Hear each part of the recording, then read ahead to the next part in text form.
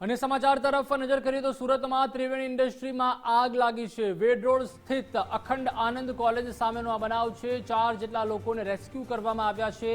કાપડનો જથ્થો આગની ઝપેટમાં આવી ગયો છે। ધુમાડાના કારણે કામદારો પણ ફસાઈ ગયા હતા। ફાયરની 6 જેટલી ગાડીઓ ઘટના સ્થળે દોડી આવી હતી। ફાયરની ટીમે આગ પર કાબુ મેળવ્યો છે। ધુમાડો વધુ હોવાથી ફાયરની ટીમ ઓક્સિજન સાથે અંદર તેઓએ પ્રવેશ કર્યો હતો। સદનસીબે ઘટનામાં કોઈ જાનહાનિ થઈ નથી।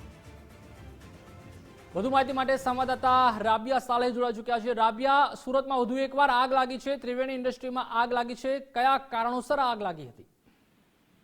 પ્રતિભાલ હાલ તો માત્ર એટલું જ જાણવા મળી રહ્યું છે કે ત્રિવેદી નામની જે ઇન્ડસ્ટ્રી છે તેની અંદર આગ લાગી હતી। સુરતનો વેડ રોડ છે ત્યાં અખંડાનંદ કોલેજ આવી છે અને એને એક્ઝેક્ટ સામે જે છે ત્રિવેદી ઇન્ડસ્ટ્રી આવેલી છે। આ ઇન્ડસ્ટ્રીની અંદર કાપડનો વેપાર ચાલતો વ્યવહારિક છે, એટલે કેટલાક કારીગરો પણ ત્યાં કામ કરતા હોય છે અને આગ લાગ્યા બાદ જે છે 4 જેટલા લોકો ત્યાં ફસાઈ ગયા હતા અને ત્યારબાદ ફાયરની ગાડીઓ ધનાધન ત્યાં આવી ગઈ હતી અને ત્યારબાદ તેમને રેસ્ક્યુ કરવામાં આવ્યો હતો। જો કે આ ઇન્ડસ્ટ્રી હતી એટલા માટે કાપડનો જથ્થો ત્યાં હતો અને કાપડના જથ્થામાં આગ લાગતાની સાથે આગ સ્પ્રેડ થઈ ગઈ હતી અને ધુમાડાને કારણે જે છે કામદારો ત્યાં ફસાઈ ગયા હતા અને સાથે જ ગુંગામણ પણ અનુભવાઈ હતી। ત્યારે જ્યારે ફાયરને જાણ કરવામાં આવી, ફાયર ફાઈટરની 3 ફાયર ફાઈટર સ્ટેશનની જે ગાડીઓ છે 6 જેટલી ગાડીઓ ઘટના સ્થળે પહોંચી ગઈ હતી અને ફાયરની ટીમ દ્વારા જે છે તાત્કાલિક આગ પર કાબુ મેળવીને 4 લોકોને જે છે રેસ્ક્યુ પણ કરવામાં આવ્યા હતા।